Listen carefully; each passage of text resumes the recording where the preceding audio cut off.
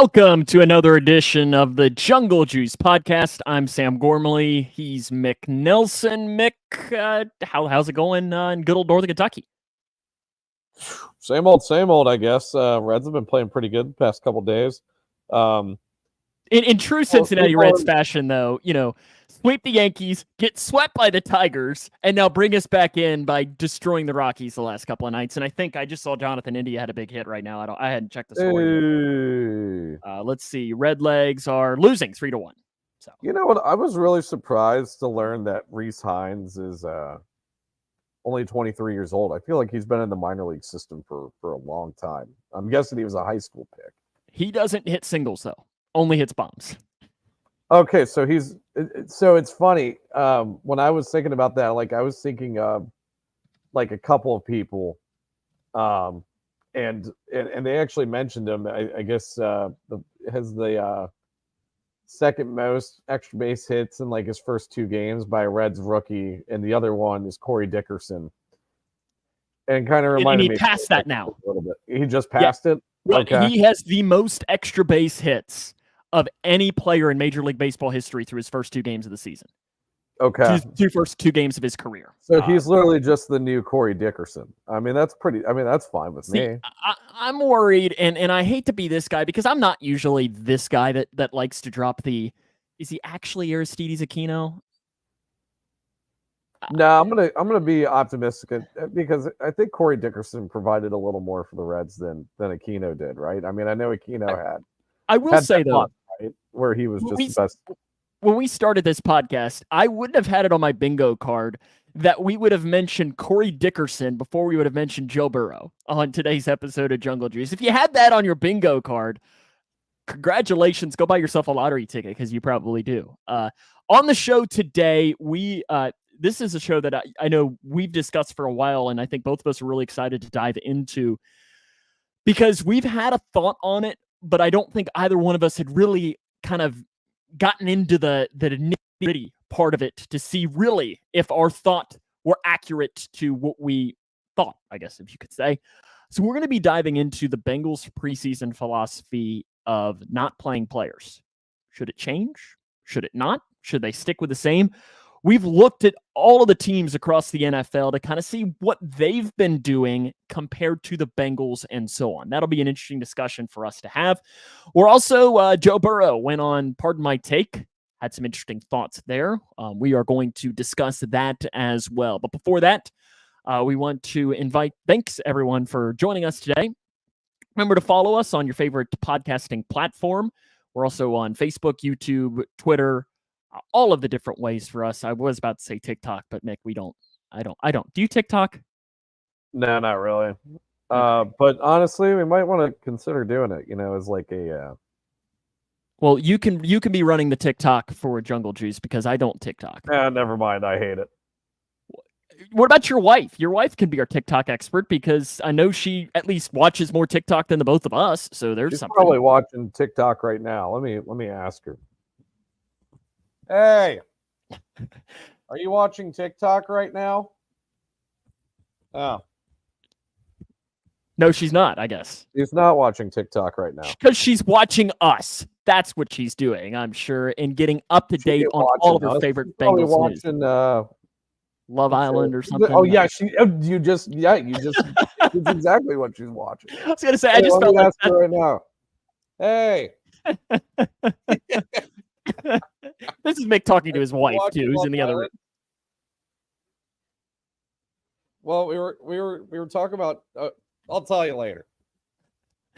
Oh, what a way to start off the show today! But Joe Burrow, he was on Pardon My Take, which is the episode by Barstool Sports. You can have your opinion on Barstool, Mick. I know you know my opinion. Not necessarily the biggest fan of them as a whole, but the PMT guys are actually pretty decent. I'm not a religious listener of their show by any means, but if they have a guest that is interesting to me, I will sometimes listen because they have a very different interviewing style, I think is probably the best way to describe it. But Joe Burrow, he was on the show, and he had some things to say for sure. And I always love it because there's, we get news that comes out of these conversations from Joe Burrow. We just get good sites, honestly. Like this guy doesn't do a lot of interviews, No. or podcasts. I guess he has done. He even, I guess he mentioned this at the very beginning of the Part of My Take interview, but he's only done 4 since he's been in the league. Yes. 3 of them are with Part of My Take. Yes. And he already has it planned to do a 4th one the day after the Super Bowl when the Bengals win it this year. So they already set that up to do that. So there you go. You've got that. But a couple of things that he said, the first big soundbite, I guess you could say, that came out is that he said he thinks people have forgotten about him. And he said, and the reason for that is because, I haven't played. And it's kind of hard to say, yeah, I mean, that's pretty accurate. He hasn't played a lot, so because of that, he's not getting mentioned into the conversations as the best quarterback in the NFL by some of these so-called experts. Now, I still think he is, but I think he probably classifies himself into that upper echelon of top 3 or 4, whereas now, since he missed most of the last season, he's probably being mentioned in the 5 to 7 range. So he classified himself as, I think I have been forgotten a little bit. Are you buying or are you selling? No, it's probably true. It's not like he was complaining about it either. If anybody's trying to put a negative spin on that. No. I didn't know if anybody was, I'm sure that some people were, but I think for the most part, he was just saying it more as a fact. In 2028, Los Angeles is hosting the Summer Olympics. Flag football is going to be one of the games. He says he wants to be the quarterback of the USA flag football team, and he wants his wide receivers to be Jamar Chase and Justin Jefferson. Which just leads me to the next question, Mick, of who's the quarterback going to play here? When's Jefferson coming to Cincy? Yeah, I right. guarantee. Can I call it right? I'm going to call it right now. Jefferson will be, we will be Jefferson's 3rd contract. Wow. As long as Joe Burrow is alive and healthy and playing and stuff, and also wants to stay here, which, That's an interesting take. That's an interesting take for sure. But he says he wants to play with them on the flag football team coming in 2028.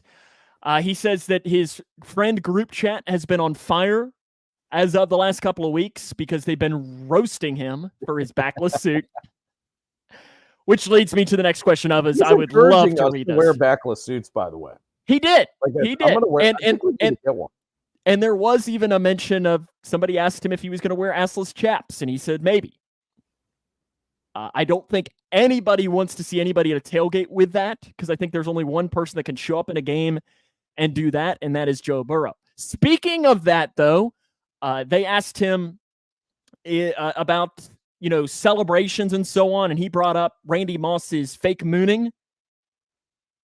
If I know you remember that, Mick, and they asked him if he would instead do it after a touchdown this year, and he said yes. So Joe Burrow scores a rushing touchdown, and Big Cat made him promise. Big Cat made him promise. Are you going to give me a bunch of spoilers? I still haven't watched I'm sorry. It's been out for 48 hours. If you haven't seen it yet, sorry. Fine, whatever. He said that he's going to have to do it at a certain game. I'll just tell you this, but they wave their terrible towels.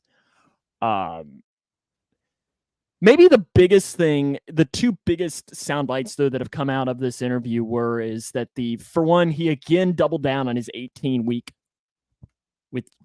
season with 2 bye weeks. But he brought up the point saying that the second bye week for these teams needs to be a league-wide bye week. And he said that should be the bye week of the program. Like that idea, kind of like an all-star break, kind of. Correct. I think that's a great idea. Did he mention abolishing preseason? It did not come up. I feel like the only way to do it is to maybe have 2 preseason games, I guess. I think 2 is plenty. Speaking of, we'll get back into the preseason here in a few. Preseason is going to be a big topic here today. But yeah, no, that was not something that came up, but I do agree that that's probably the best way to do it when it comes to that. And then they asked him, said, what do you think the best teams in the division are? Can you rank them? Which is just a trap question, and they do it. And Burrow's too smart for that. He says, Bengals first, and then I don't care. Was his direct quote, which I liked. But maybe my favorite question that was asked was, ironically enough, by one of the Steeler fans on the show. And he asked Joe Burrow this. And Mick, I'm going to ask you this question because you have not heard it yet. He asked Joe Burrow, would you rather have 5 straight losses in the Super Bowl, but win the MVP each of those 5 seasons, or win the Super Bowl next year, not play great, and your career is over? The second one. I guarantee Burrow picked the second one. You'd be wrong. Really? Because he said, after the 5 years, can I keep playing? And he said, yes. And he said, okay, then I just win it the 6th year. Fair enough. Fine. Yeah, that's a good point. But I just found it funny, like, to me, I was thinking, what would I want as a fan? A Super Bowl, but you tell me I can't have Joe Burrow anymore. Or 5 straight Super Bowl losses, and I'm just thinking, I don't think my mental health would be able to handle 5 straight Super Bowl losses. There's a saying that the greatest of rewards take the greatest of sacrifices. So if we have to make Joe Burrow the sacrificial chicken of this, you know. Oh man, is that a? Am I going to get canceled for saying that? No, I'm more just okay, I don't want to sacrifice Joe Burrow. For a Super Bowl, yeah, I'd sacrifice him 100 times out of 100. Sorry, Joe Burrow, I love you. I hope I get to watch you play forever.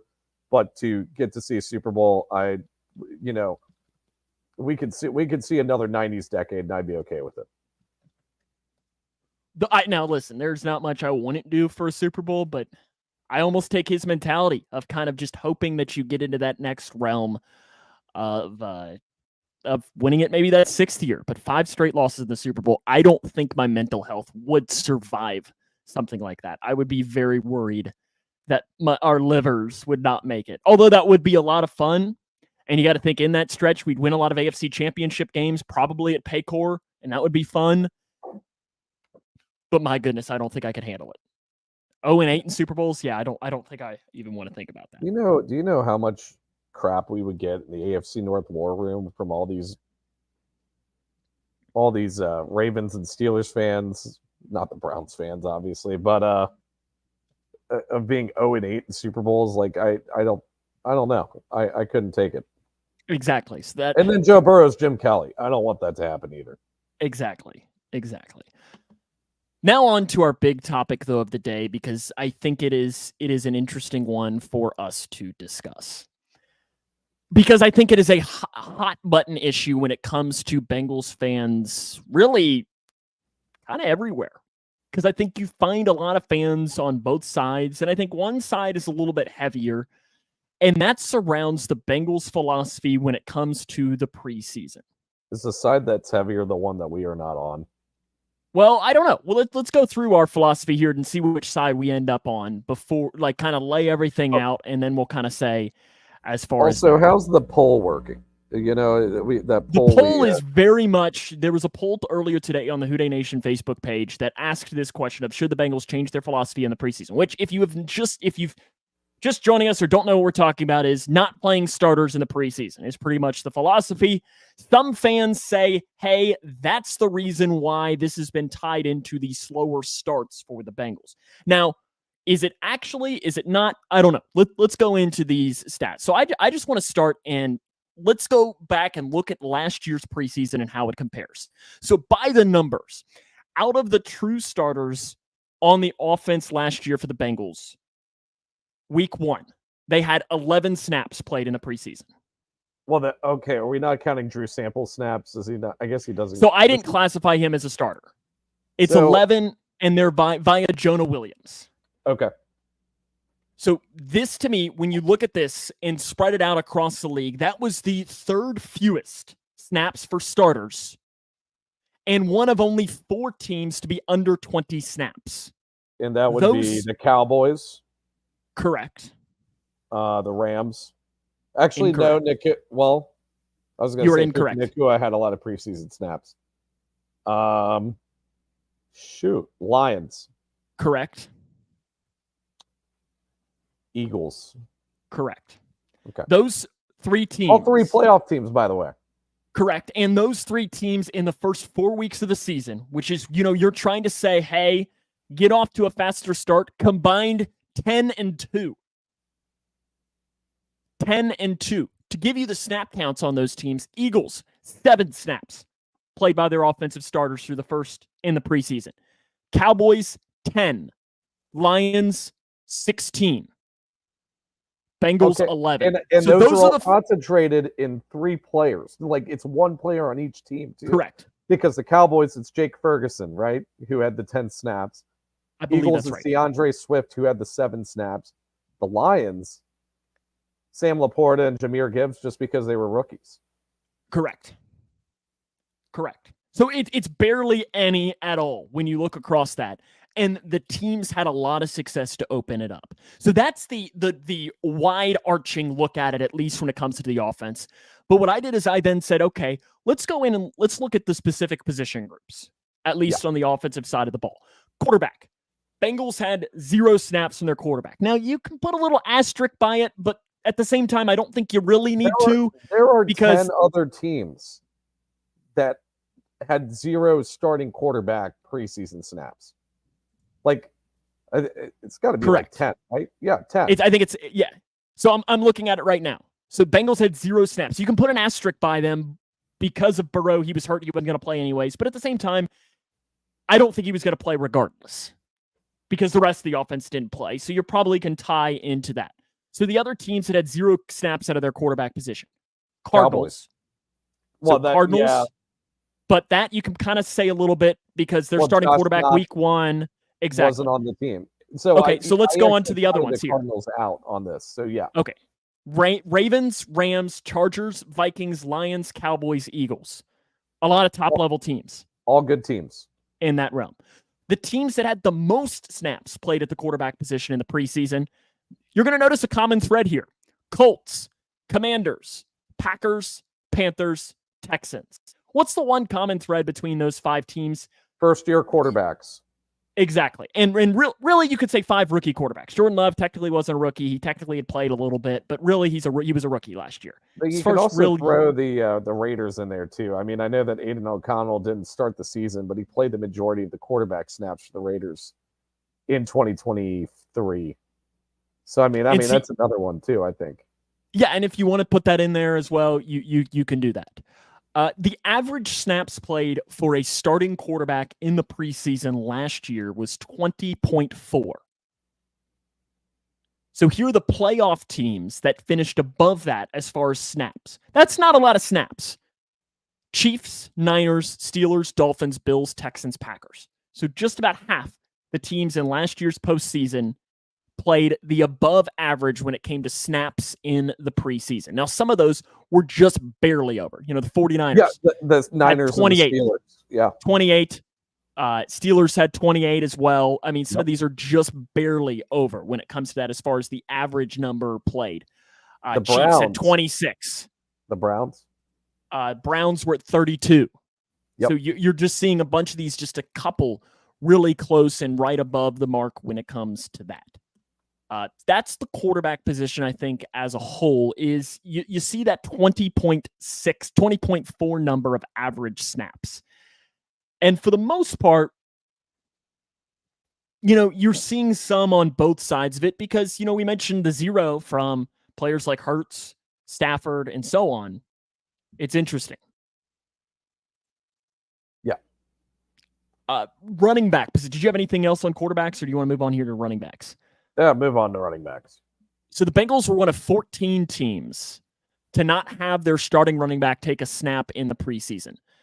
Although you could really say 16 teams because 2 more, the Chiefs and the Packers, only had 2 snaps from their startars. Yep. So really that's 0. I mean, Isaiah Pacheco and oh gosh, Aaron no, Jones. I can't even. Thank you. And I don't think AJ Dillon really had any snaps. He had a couple, but I counted Aaron Jones as their starter when it came to that. Had 2 snaps each. So really you could say, okay, that's 0. So that's half the league had that. The most snaps played by their quote unquote starting running back. And what I did is I used their starters for week 1 was the Colts. Bills. And I don't really count the Colts because that was without Jonathan Taylor. So Zach Moss didn't have any preseason snaps. Well, was he with the Bills in the preseason? Now I got to look. I could try and find that out as well. The playoff teams that ranked in the top 10 of snaps for running backs. Bills, Texans, Bucks, Steelers Mm-hmm. last year. So you mentioned the Bills. The Bills kind of had a lot of figuring out to do when it came to the running back position. You could say the same thing with the Steelers and the Definitely Texans. the Texans. Yeah, because they were installing brand new everything. And really the Bucks as well were doing a lot of that. What did you see when you looked at running backs? I mean, pretty much the same thing, right? So yeah, I mean, the Texans were in a running back battle. The Bills, they weren't really in a running back battle, but James Cook was still, still pretty young, and it wasn't, I guess, the de facto. I mean, he was the starting running back, but he wasn't. I mean, he was in a carry share for a lot of the season. Other teams that were high, the Panthers, they were installing a new offense with Frank Reich. Let's see who else is here. Dolphins.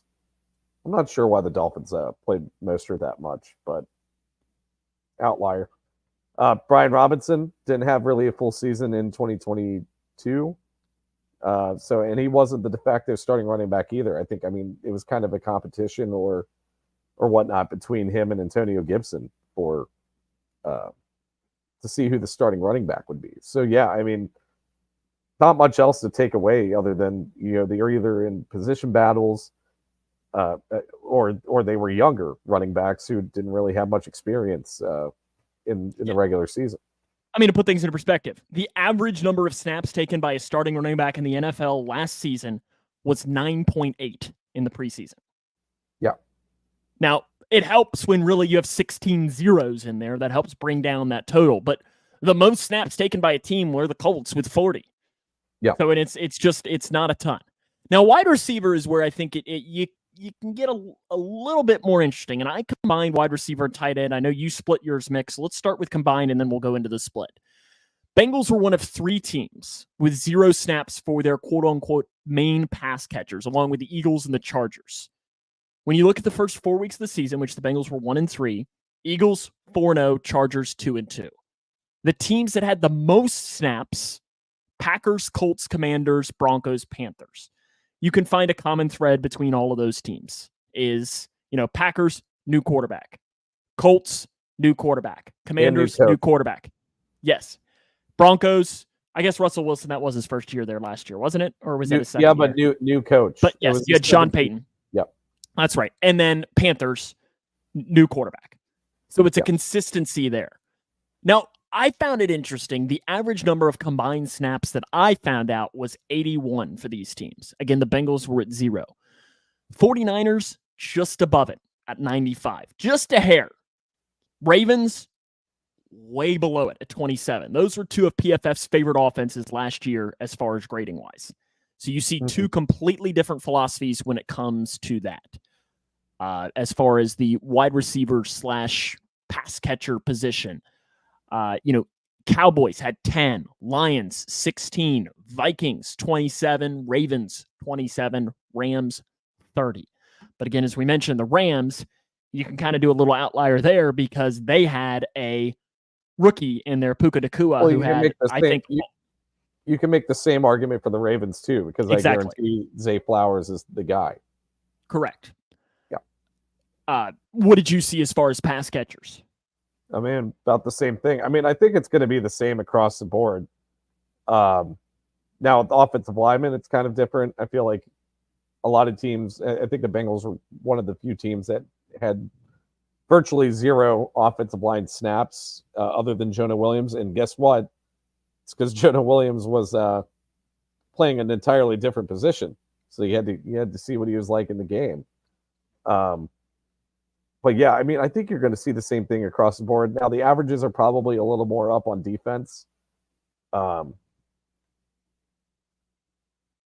I mean, before I wanted to offensive line, the stats here that I had before we get into defense is you mentioned the 11 snaps from Jonah Williams. Only the Lions, Cowboys, and Eagles had fewer snaps last year from their offensive line in the preseason. Again, we mentioned they started combined 10-2 through the first 4 weeks. And you're looking at that as those are 3 fairly solid offensive lines. Yeah. The top 3 most snaps taken, though, I found interesting. Bucks, Packers, Dolphins. Playoffs, playoffs, playoffs. So to me, offensive line was the one that you really didn't have an answer because you saw there that, okay, the bottom 3 teams all made the playoffs, and the top 3 teams all made the playoffs, which to me says, well, there's really no answer. Kind of, but you can see common threads, or you can see there's an underlying reason for the 3 playoff teams, right? The Bucs had a lot of turnover on the offensive line in 2023. Robert Hainsey was in, I think, a position battle, or he was, it was his first year as the de facto starter because Ryan Jensen was pretty much done. The Packers' offensive line was really young, and I think LaFleur wanted to get the offense on the field as a whole, with Jordan Love being the quarterback in that young wide receiver group. So, I mean, I think there's a good reason there. What was the other team? Lions. The Lions. Oh, no. The Lions were at the sorry, bottom. You said top 3. Dolphins. The Dolphins actually played a lot of snaps for starters in the preseason, I think, across the board. So, not sure. I mean, that might just be a Mike McDaniel philosophy.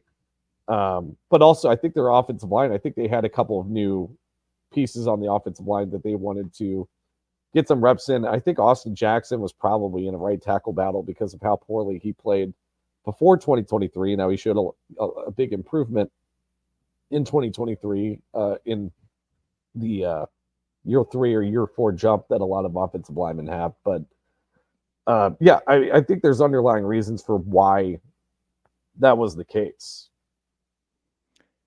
The offense as a whole, though, average total number of snaps taken by offensive players, starters, for teams in the NFL last year was 257.1. Of the 14 playoff teams, 6 above, 8 below. So you really see that you got a little bit of a split there. And some of those are player driven too. Like, it's driven by one player. Like, I guarantee the Browns are probably in that 6, right? Where the 6 Correct. that were above average. And guess what? That's all derived from one starter. Can you guess who that starter is? Now you're putting me on the spot. It's not Deshaun Watson. It's the wide receiver, right? No. Who? This guy had 223 snaps by himself in the preseason. Who was put into action in week 1 because the starter tore his ACL pretty early and then ended up. Oh, the offensive lineman, right? That's right. DeJuan Jones. Yeah, that's right. Yep. So yeah, I mean, a lot of these are driven by like 1 or 2 guys that are either rookies or, guys that they didn't plan on starting that ended up getting thrusted into action pretty quickly. So yeah, I think that to me the common thread though that people will always say is that you need to play the players to get off to a good start.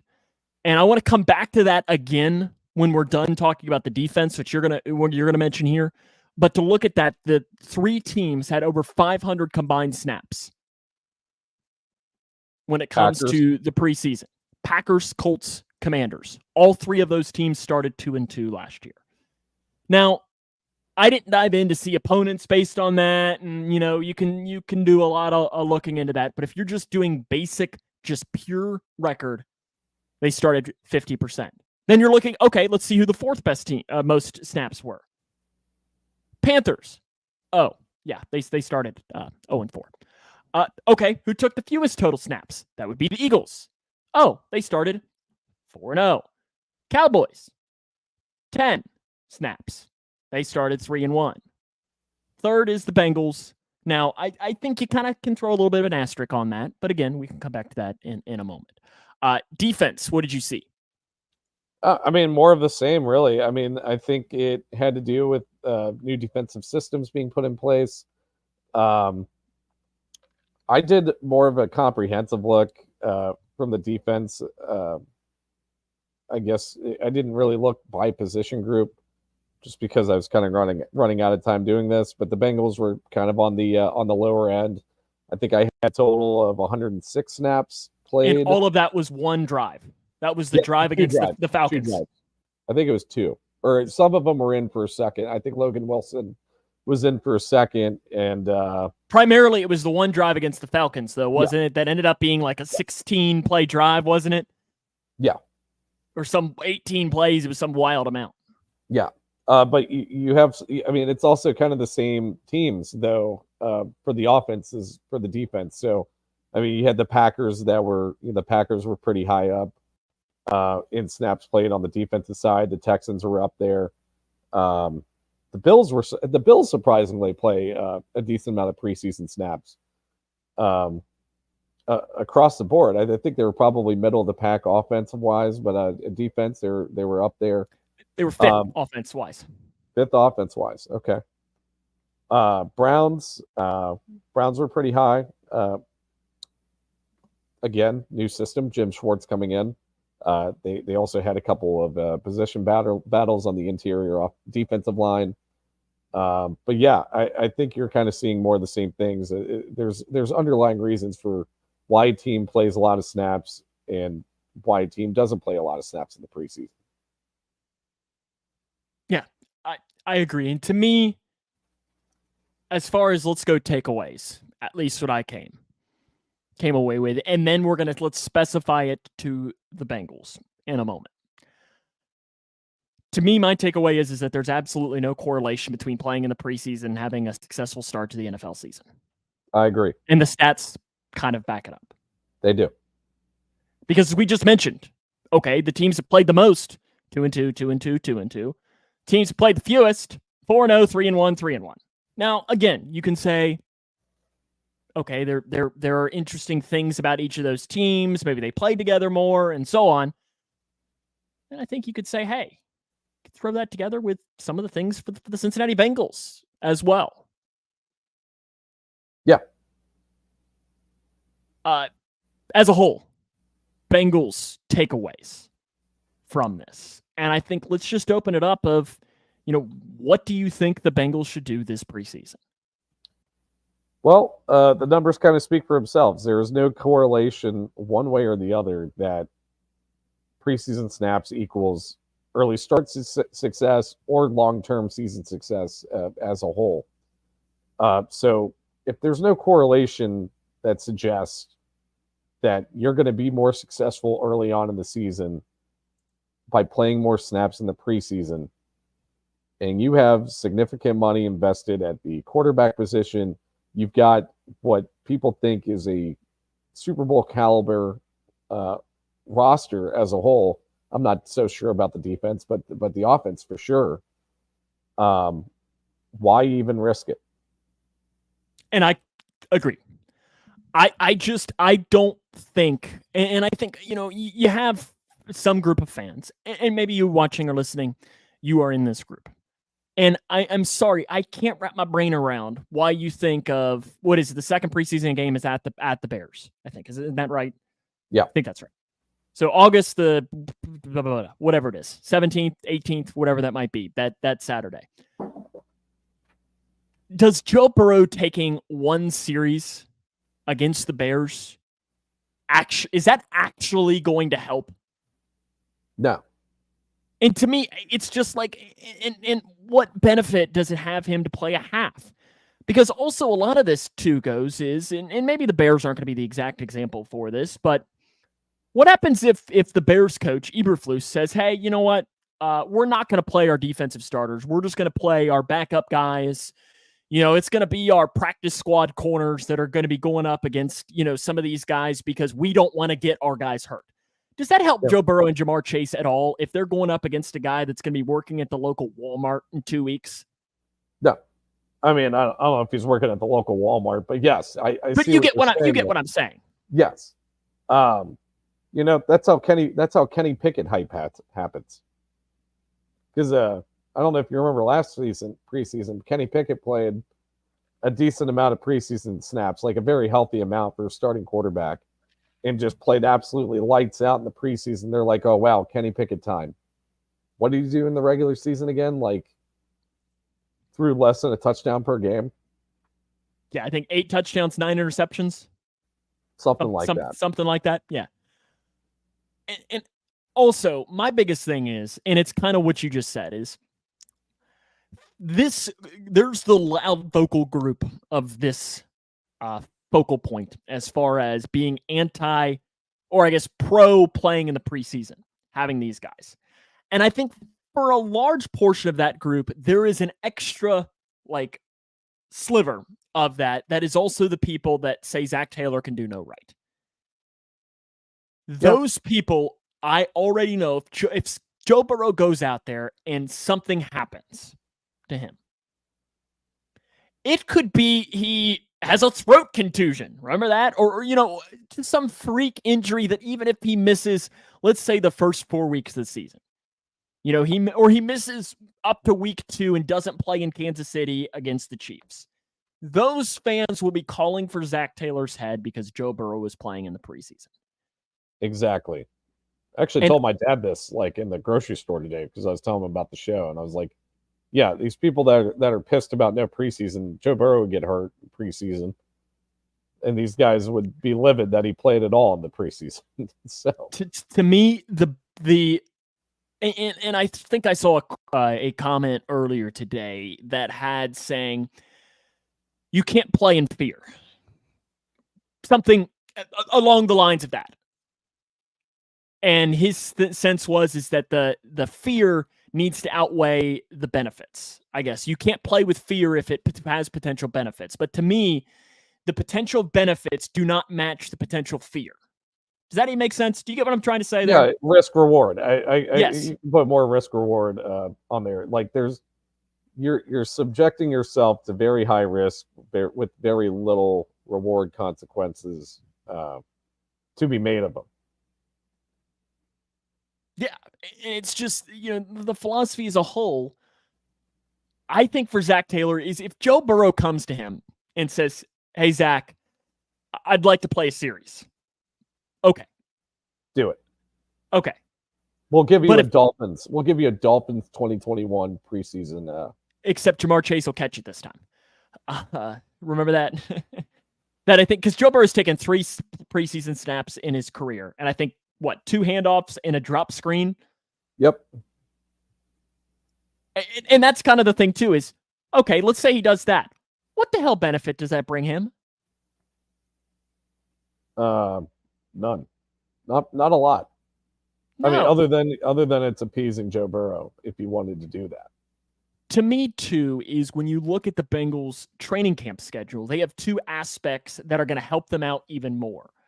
And that is they have those joint practices. They have one against the Bears and one against the Colts. And that's the one the starters actually play in. Correct. Yep. That's when you're actually going to see them work and prepare, because they can go full speed and not have any real worries when it comes to that. Because these guys are going to be playing, but they're not really going to be playing. But when it comes to the preseason, also, too, and I didn't even really bring up this point, is do you really want Joe Burrow getting hit by a 5th-string linebacker who's trying to do whatever the hell he can do to stay in the NFL and make money? No, I don't want that. I don't want him getting hit at all. Yeah, but do you want a guy who is doing whatever he can do? Because you know those guys that they literally have to play off their butt to make a roster. They're going to do whatever it takes. And sacking Joe Burrow, guess what? We think back. Joseph Osai. He made a huge name for himself in that preseason game. Why? Because he sacked Tom Brady twice. Yeah. And listen, if Joseph Osai doesn't do anything else in his NFL career, we will still remember him as the guy that snacked Joe Burrow as well. Matt says, got to get reps in. Because all we heard last year was players didn't get the reps to be on the same page. I think some reps in the preseason is needed. To me, it goes along with this. The players didn't get the reps, not because they didn't play in the preseason. They didn't get the reps because Joe Burrow had a calf injury. Yeah. And that's been the story of every slow start. I mean, there's only been 2 slow starts, I think. I mean, 2020, no preseason at all. And Joe Burrow's a rookie. Joe Burrow's a rookie quarterback. And the roster wasn't as good. And Fat Randy missed a kick. And yeah, they could have been 2-2. Like there's a good chance it could have been. Joe Burrow, I mean, he didn't have for 2021 a normal camp, but it's probably the most normal camp that he had, right? Because came off the ACL injury, was a little limited by it, but I think he played a decent amount of camp. Obviously played the one series against the Dolphins. I mean, they did get off to a good start, but it wasn't because of Joe Burrow's 3 preseason snaps. It's because of the amount of camp that he got to play. 2022, the appendicitis, missed a good chunk of camp, and also lost a good chunk of weight and was kind of frail for the first few weeks to start the season. And then last year, the calf injury. Again, didn't really play any training camp. Had 2 brutal matchups to start. At really three of the first 4 matchups, the defensive side of the ball was absolutely brutal. You had the Browns, the Ravens, and then you got to give some credit to the Titans defense, who's been solid the entire time Mike Vrabel was there. And it's not like the Rams defense is awful, especially when they have a guy when they have arguably maybe the greatest interior defensive lineman of all time. There at least needs but to the be rest some of the level. defense was made of rookies. But still, when you can't run and there's maybe the best defensive lineman of all time, that at least has some aspect in there. And the only guy standing in the way of that said defensive lineman was Cordell Bowles. Oh, that's funny. But yeah, it has way more to do with Joe Burrow missing significant portions of camp than it has anything to do with people playing in preseason games. Yeah, I hate this. I hate this argument. Like I hate that people think preseason equals success for these starters. It doesn't equal really any success. Because even then, I don't think these guys are going. Like, do you really think Jamar Chase, if he goes out there and goes up against the corner that's going to be coaching high school football in a couple weeks, is he really going to give 100%? No. Nor should he. Because Jamar Chase, another thing with Jamar Chase is what's he looking forward to in about a year? Payday. Getting paid. Yeah. He doesn't want to get hurt in a meaningless game.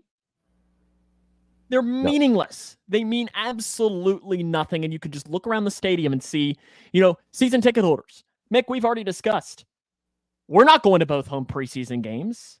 Are you not going to the Saturday one against the Bucs? We'll have to talk. There, I might have a conflict, but still, but that last one's I think a Thursday night. There's no way I can pull that off. Yeah, I can't pull it off.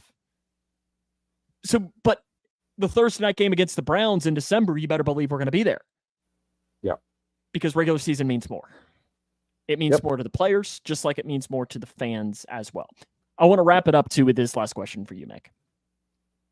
We've said what we think and the philosophy and the stats and so on to break it up. What do you think the Bengals do? What do you think they do? What they've always done. Now, do we see some play? We might see a couple starters get some snaps, right?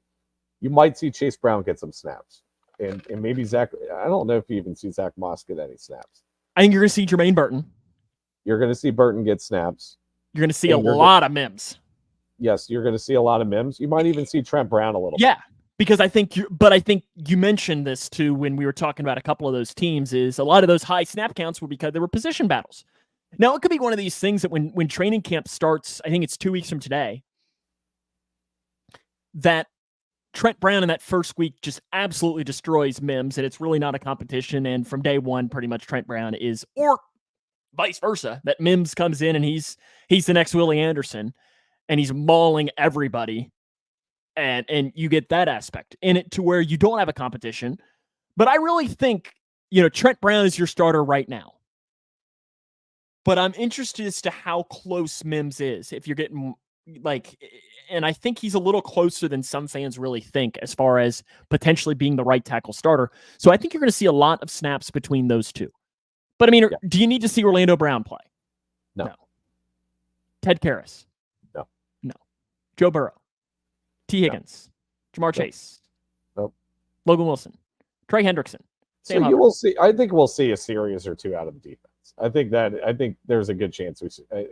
I'd say a very likely chance we see at least one series from the defense. But I guess you're going to see, I think you'll see a decent amount of DJ Turner and Dax Hill. You're not going to see as much Cam Taylor-Britt. No. You might see a series out of Von Bell and Geno Stone, but I think you're going to get to see a lot of Jordan Battle and a lot of Tyson Anderson. See, I don't even know if you might be seeing. You might be seeing, is Corker still on the practice? But you might be just seeing Corker. No, they signed a couple of guys. They signed a guy out of Southern Illinois. You're going to see a lot of Dejan Anthony or Dejan Anthony.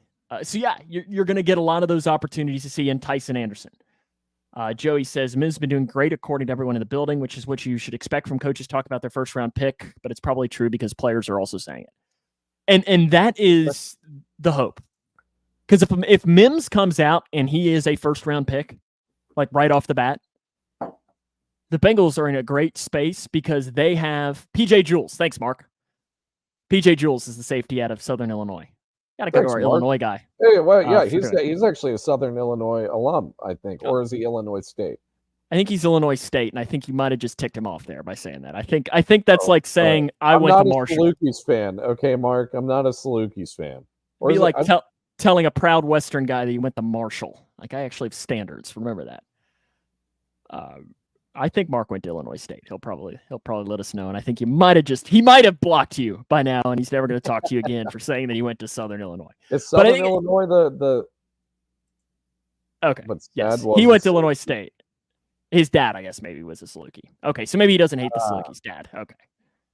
Okay, so maybe you don't hate the Salukis. I thought there might have been a little bit more of a rivalry. I think it's like Eastern Illinois and Illinois. Maybe Eastern Illinois is a rival. I don't know where. How did we get on this topic? Okay, I don't know. Yes, but I think as a whole, just to kind of wrap up this show, neither one of us thinks there's any correlation between playing in the preseason and early on success for the Cincinnati Bengals. No. None. And to me, the risk outweighs the potential benefit. Yeah. And just to top off on that, for the Bengals, I don't think it makes any sense, right? But I do think preseason can be beneficial for certain situations, like I've mentioned before. You have a new coach with a new offensive system or a new defensive coordinator with a new defensive system. You might want to see how your guys look in action. Also, if you're a new head coach, you've got to work out all the kinks with the communication, with the booth, and all of those things in a real game day atmosphere. So that makes a lot of sense, right? If you have rookies that are playing, obviously you want them to get a little bit of NFL action before, they start in the regular season. So there are benefits to it in certain situations. For the Bengals, there's really none, other than maybe a couple positions here and there. Right tackle, you can see that. If you want to count like a Tanner Hudson as a start, like I don't really think he's a starter, but like of a guy that'll play a lot of starter, right? I mean, yeah, but you might see some Drew Sample here and there too. I would think. You can sprinkle him in there. I think you're going to see some Jermaine Burton. Yes, I do think that, and I think you should see that. You're going to see a lot of Yoshi. You're going to see a lot of Charlie Jones. Yep. This is where I don't know that it's a bigger preseason for anybody other than Charlie Jones. Like, I think this is a huge preseason for Charlie Jones. Yep. Because if he comes out and he balls, he could start over Jermaine Burton. It's not like Jermaine Burton is walking in there and starting as the slot wide receiver. There's no reports that indicate that, but I think Jermaine Burton's too good not to have him start day one. But if Charlie Jones comes out there and Jermaine Burton might have a little bit of struggles early on, that's a job Charlie Jones can win. That's why it's a huge, and heck, Andre Yoshibash. You never know what he could do. It's big moments for a lot of these guys, and that's what I think is going to be very, very interesting as we move forward. That'll pretty much close to wrap us up, though, for this show. Next week, Mick, I know I had it on our little schedule that we had talked about a couple of weeks ago. And, I mean, listen, we can just produce on the air. What we had planned to talk about next week was for us to both do a 53-man roster projection. Does that sound good to do next week? Do it early. Do it before camp even starts. I'm down with it. Because camp starts 2 weeks from today. So that'll give us the opportunity before even camp begins. We're going to go through our 53-man. And I think what we do is we just give ourselves 1 point apiece at the end if we're correct. And how about this? We will say the 53-man roster we'll say right before the Patriots game. So, because they sometimes do the whole you remember that they cut Brandon Allen a couple of years ago, but they didn't really cut him because they re-signed him the next day. Yeah. So we're going to say the 53-man roster right before the Patriots day. When it's all set and done, and we'll see who has the most points at the end of that to see who wins. So that'll be next week's show. And then we're going to start diving in. I mean, the craziest thing is that we're in fact, I didn't even mention it. We're 60 days from kickoff. So happy Michael Jordan days away. Oh, TJ Johnson, Jackson Kirkland, Andrew Crummy. Oh, God, that number's cursed. So we're 60 days away until kickoff, which is not very far. It's coming a lot sooner than we really think. So there's a lot for us to get to over these next couple of weeks as we're going to dive all the way into oh gosh, every wrong roster guess takes a shot at the first tailgate. Oh, do we want to do that? That's not a bad. No, I mean, honestly, I'll do it. I guarantee it's no more than 4 shots. Yeah, I don't think it'll be many. Okay, we'll do it. First tailgate, every wrong prediction that we get. I'm waiting. This is going to be the worst. They're going to play them all. We have 7 injuries because IR won't count if they get put on IR because they won't technically be on the 53. So we're going to get screwed. One of us can have 12 shots. My goodness. Okay. Well, let's do it. Death is inevitable, potentially. We won't go live for that, though. But that'll wrap us up here for this week's show. Remember to follow us on our social media channels. We're on Facebook, YouTube. We're on Twitter. We're also on your favorite podcasting platform. Shout out to Washington, D.C. being our top listener in America over the last week. So thank you to... Really? Yes. Insert your favorite politician is a big fan of our show. Just whichever one you think, because we're not getting any more specific than that because this is a sports show, so we don't talk politics on here. I like John Candy, the president from the movie Canadian Bacon. I can't remember the president's name, but I like the president from National Treasure 2. I don't remember his Bruce name. Greenwood. Was that his name? Yeah. I watched the original National Treasure over the weekend. I hadn't seen it in a while. Forget about here's the guy from Independence Day. Will Smith. Bill Pullman? No, Will Smith was I don't remember the president from Independence Day. Or the president from Cory in the House. I'm voting for Beef Supreme. There you go. Beef Supreme. I'm trying to remember good presidents from TV. Bill Pullman, that's who it is. Bill He's Pullman. The one that plays the president, and he's also isn't he the one? Doesn't he play the coach in Remember the Titans? Yes, I think you're right on that. Just making that up. No, he does not. No, he does not. What's Kiefer Sutherland's character in Designated Survivor? Now his name's President. Kirkland. Yeah, Tom Kirkman. Okay. Good presidential I can't candidate mention fictional presidents without mentioning my wife's favorite president, President Fitzgerald from the TV show Scandal. Oh, I haven't seen Scandal. That's not one that's... I did start watching The Bear. No, it's not great. Oh, You highly recommended The Bear. Bear for the second. I'm 2 episodes in, waiting for this in the timeline to combine Taco Bell and in the voting booth. Listen, we do. Yeah, I've started watching The Bear. I'm 2 episodes in. It's good so far. And that's what I've heard. I haven't watched season 3 yet. I heard it's really good. Season 2, there's an episode. It's the Christmas of the 7. Do you know what the 7 fishes is? It's a Christmas tradition.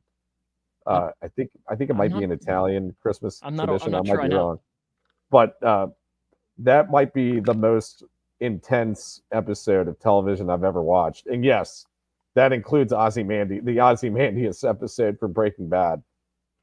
So yeah, that's the Which 7 one is fishes that? episode. Ozymandias, it's the one where Hank dies at the very beginning. Oh, and then spoilers! Okay, I know what came you're out saying. 15 years ago. Spoiler alerts. Okay, so it's one of the last episodes. Okay, I see what you're saying. I know which one you're talking about now. Yeah, and see, I've heard that the Bear starts a little bit slow, but then it picks up. And I mean, first 2 episodes are good. I'm intrigued by it. I feel like it's one of those shows that I'm not gonna be able to binge feel like I'm only going to be able to watch like 1 or 2 episodes at a time. Well, And you're not a big binger anyways. I will on like comedies.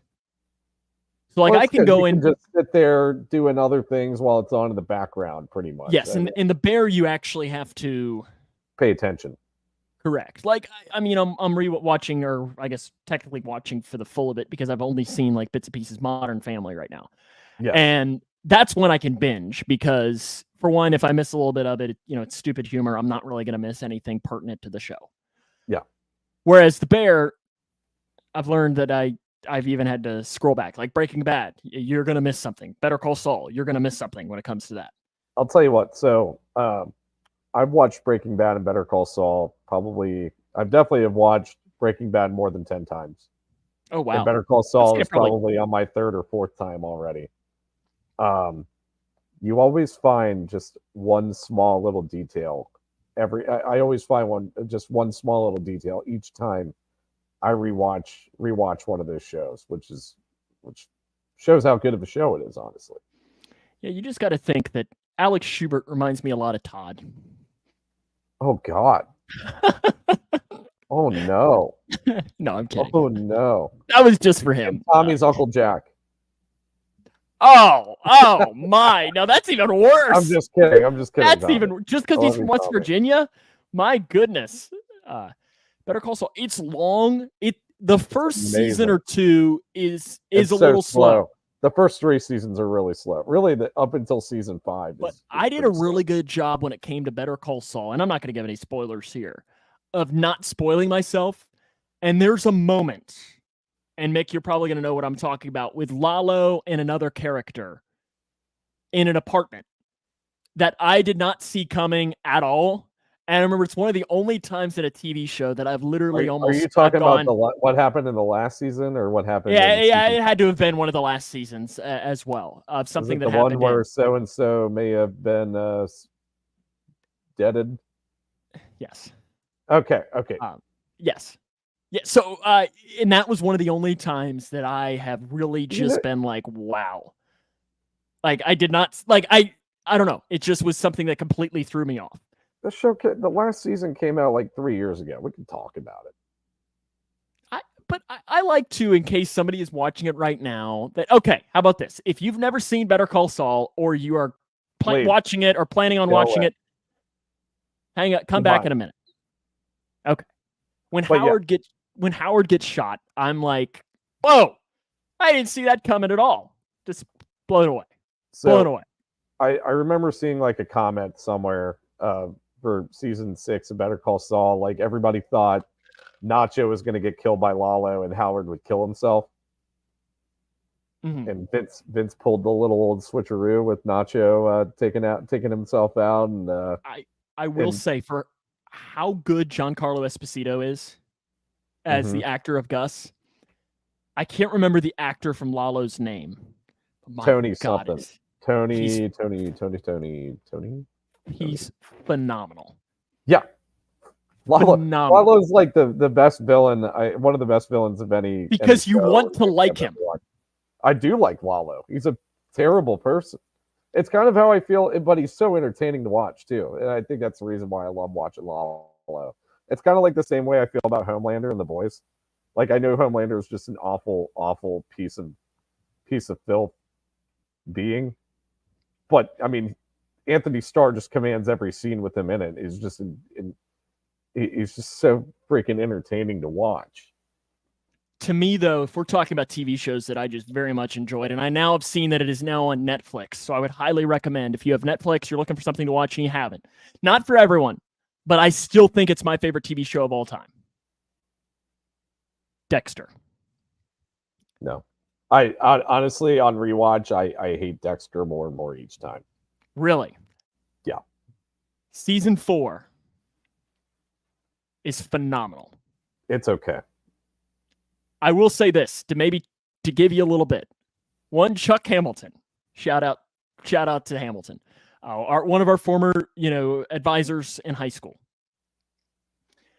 I don't know that there's a TV show that Chuck Hamilton has not watched. You would probably agree with that. He is very fluent when it comes to that.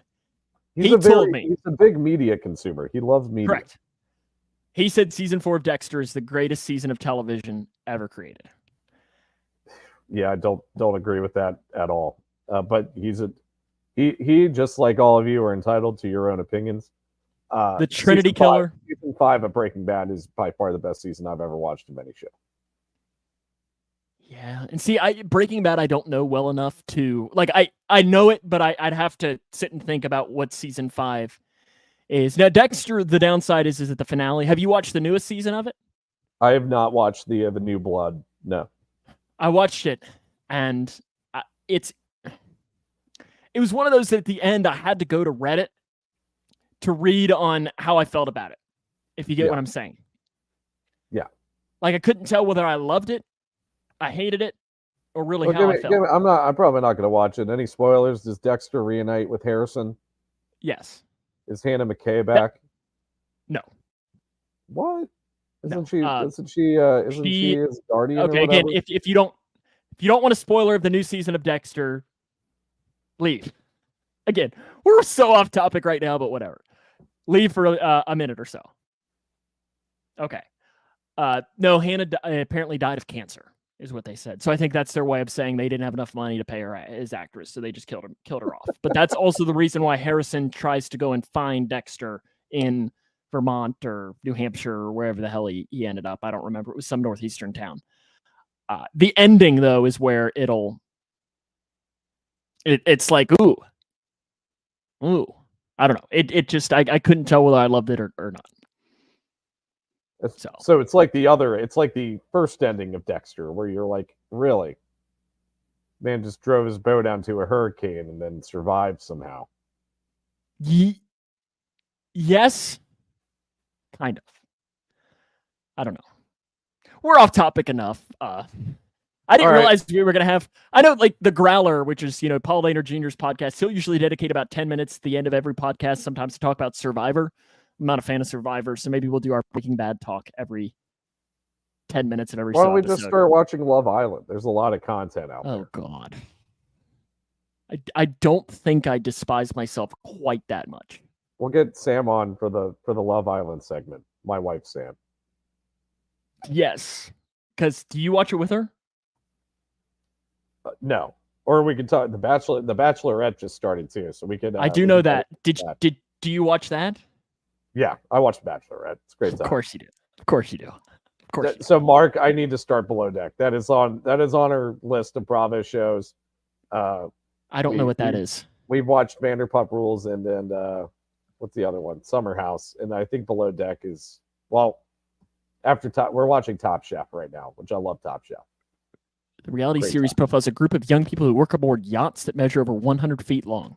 Yeah, see, I'm not a huge reality, like, I don't know. It's just not my cup of tea. Yeah. Because I think Vanderpump Rules is on Peacock, isn't it? Yeah. Well, all of those are on Peacock. Below Deck's on Peacock. Okay. Everything that's Bravo is on Peacock. Okay, because I think I saw you know how Peacock at the top and Netflix does the same thing where it'll like rotate through and up at the top when you open it up and it'll play like a little teaser. Yeah. And whatever the teaser was of Vanderpump Rules, I just hated them. Oh, they're terrible people. And see, I'm like, I'm not the kind of person that wants to watch a show to hate them. I don't know. You end up loving it. They're like anti-heroes, right? They're just deranged, degenerate people. And then you end up just really loving them at the end. I don't know. Maybe one of these days when I am all the way through, because I know one of the shows that I'm going to give a shot next is Game of Thrones. Never watched that. Couldn't get into it. I wish I could. I heard it's really good. See, that's the thing is I feel like it's one of those that you are on one side or the other of it. You are either, Game of Thrones is life, or you're like you where it's like, just wasn't for me. Yeah. I fear I'm going to be on the one for me. So there's like a particular genre that I'm not a big fan of. And it's the reason why I haven't really, I can appreciate how good the Lord of the Rings films are. Mm-hmm. But I think just the type of fantasy that it is, it's just not my cup of tea. That's why I don't really find myself rewatching them at all, but I know how good they are, and I can see the quality there. And then Game of Thrones is kind of in the same vein for me, where I can see how good that and House of the Dragon are. I just can't. It's just not my show. It hurts me too, is when you have huge fans of a show. And I think this is one of the things that Dexter has as well, is, you know, you have huge fans of the show, and they always say last season of Game of Thrones, especially the finale, sucks. I don't know what happens. I don't know anything about it, but it's hard for me to get excited about a show if I know that the finale is going to suck. And like we just talked about the finale to Dexter, people get kind of mad because it's not great. The last season, I was going to say, Dexter, it wasn't just the finale. It was really the last three. Like, they could have ended it in season 5, and I would have been okay with it. See, weirdly enough, I was a huge fan of the 6th season, which was the Doomsday Killer. Apocalypse guy. Yeah, and I don't know why I liked it. I just liked the absurdity, and I liked the twist, too, at the end of that season that I didn't see coming. And also, I love Edward James Olmos. So it was the... Is he the old guy? Yeah. Okay. And Colin Hanks. Yeah. Which was good. But I still love the Trinity Killer. Season 7 was okay. That's the one with the mob, right? Yeah, with is that Sam or now I gotta talk here. I think it's a mob guy. Like, I think it's a mob. Yes, the Ukrainian. Yep, the Ukrainian, and this is when Hannah McKay comes in.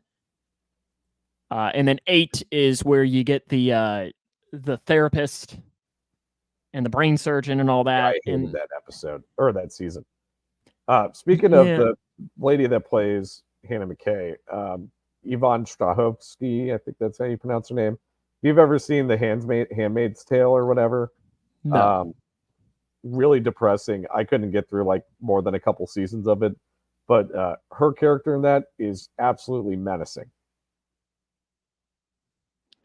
I can see that though. Yeah. How she can kind of play that lovable yet hated character, you know, because Hannah McKay kind of lovable in The Handmaid's Tale. Like, she was straight up like just an evil woman. Like, it's crazy. All right, should we get off of here? I think so. I think we've done 20 minutes on. We were saying, we don't really have that much to talk about today. We'll talk about preseason philosophy, and we'll be done a little bit early. Instead, it's been one of our longer shows. If you haven't, make sure you go back and watch last week. We had a lot of fun playing our Bengals Jungle Juice Joust trivia show game. The boys for joining too. Alex, yes, it was great. Zach and Connor. Alex is the champion. He'll have to retain his crown. If you didn't watch, Houday Mark, thanks for watching. Go back and rewatch it, because I think it actually was it was kind of fun to play along and so on. But until next time, we'll be back next Wednesday with our 53-man roster projection. Mick, any final thoughts or sayings? No. Houday, have a great rest of your week. I'm going to the Reds game tomorrow, so for Reds win tomorrow. Ooh, you get to go to a businessman special. I'm jealous. Yeah, the firm's going, so it should be a good time. We'll have fun, and Houday. All right. Houday, guys. Thanks for watching.